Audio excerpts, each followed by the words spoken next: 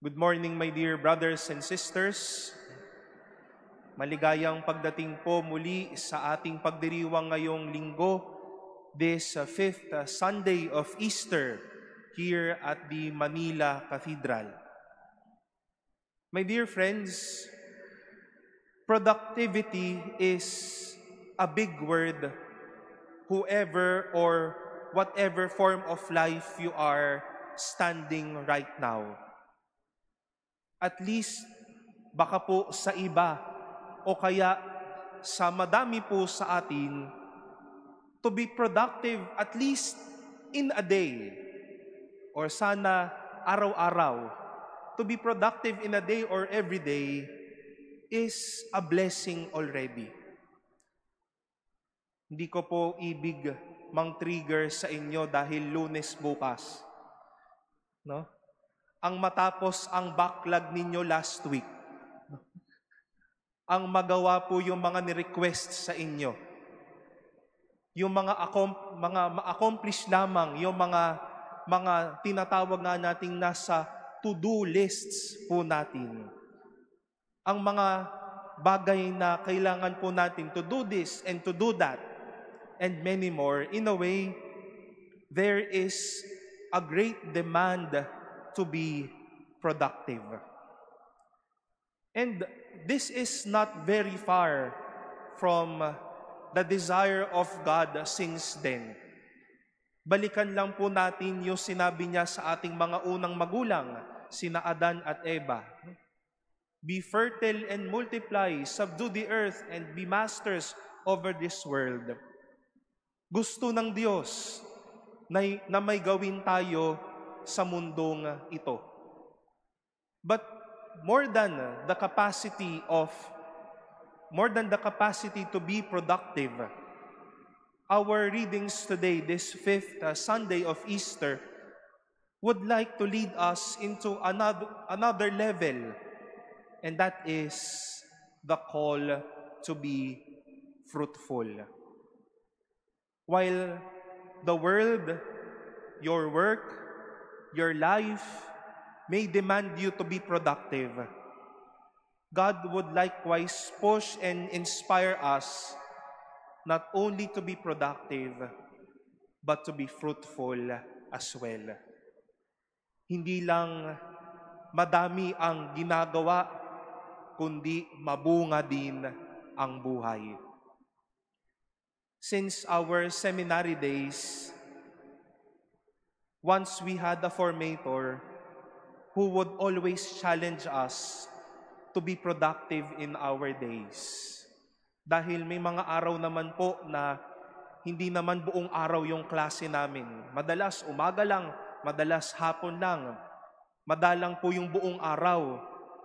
And that is why He would not want us, at kapag nakita niya kaming nakangangalang ng buong araw, kakausapin niya po kami, and really, He would tell us and ask us just to read a book, clean your room, so that you can be productive during this time. Or maybe rest is also a productive activity.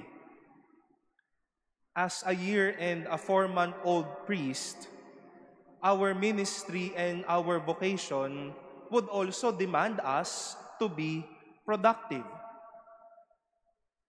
E-entry lang po ako.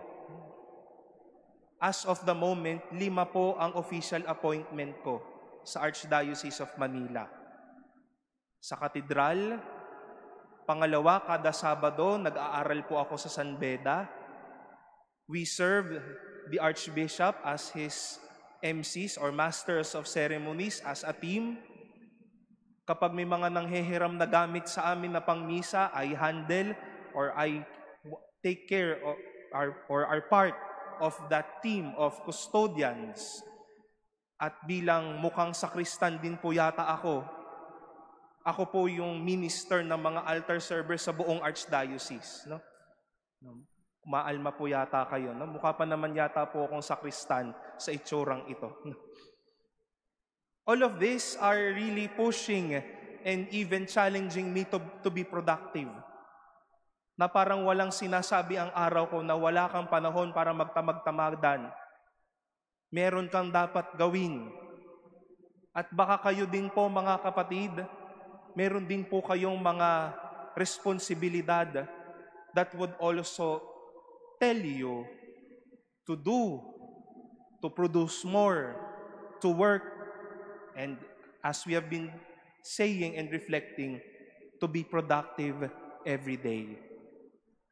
But yes, God will be pleased when we do our responsibilities.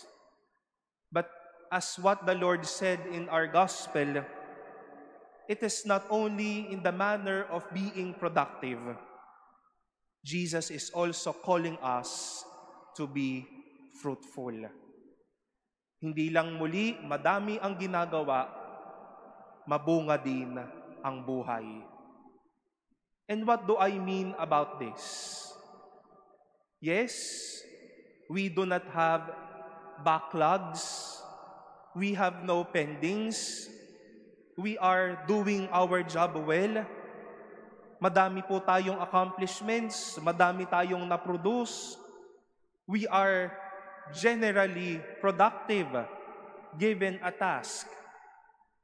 But are we that fruitful in life? That after a job well done, have we inspired people? Have we touched lives? May nabuo po ba tayong pamilya o pagkakaibigan sa mga panahong tinatawag tayong gumawa ng madami? O kaya sa panahon na we are also asked to be productive, lumawak din po ba yung network ng puso at ng ating pakiramdam sa bawat isa?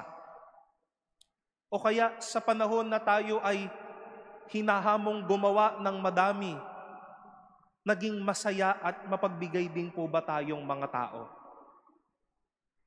Not only does our hands, my dear brothers and sisters, grow well, but our hearts would also grow big when we are asked to be fruitful. Because when we talk about products, we talk about numbers.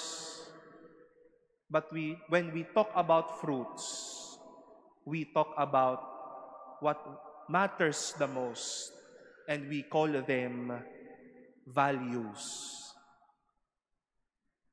Hindi naman po inaalis ni Jesus o sabihin po nating wag po nating masamain o hindi minamasama ni Jesus yung pagiging productive po natin or our capacity to be productive every day. Sinasabi nga niya po sa atin na this is how we should be. As disciples, we bear fruit. Pero ayaw naman niya pong productive tayo, pero hindi po tayo mabunga. O kaya po mas masahol ito, hindi ka na nga productive, hindi ka pa mabunga. Di ba po sinasabi natin, wala ka na nga ambag, wala ka pa ding kwenta. Ayaw naman po ng Panginoon yan sa atin. But the Lord is wishing each and every one of us to have these two things be one together again. That we accomplish things, that we do things for our brothers and sisters, and we bear fruit in our lives. Madaming, sana man po hindi mangyari yung madaming ang nagagawa, pero sakit naman tayo ng ulo sa iba. Madami tayong nagagawa, pero pabigat lang tayo sa buhay ng iba. Madami nga tayong nagagawa, pero dagok lang tayo sa puso ng bawat isa. I think that is just being productive. But Jesus is leading us into a life of productivity with fruitfulness.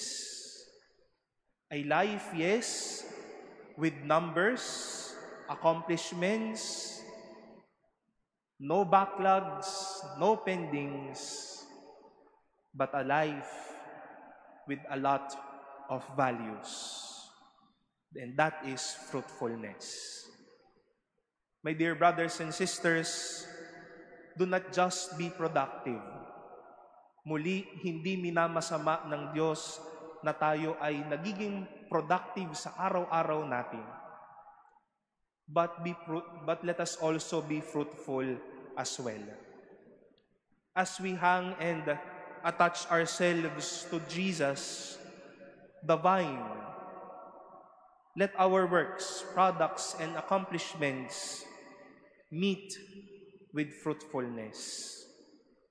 Let us not only be known by the numbers that we have done, but also let us be known by the numbers that we have done and also with the fruits that our hearts also shared with one another.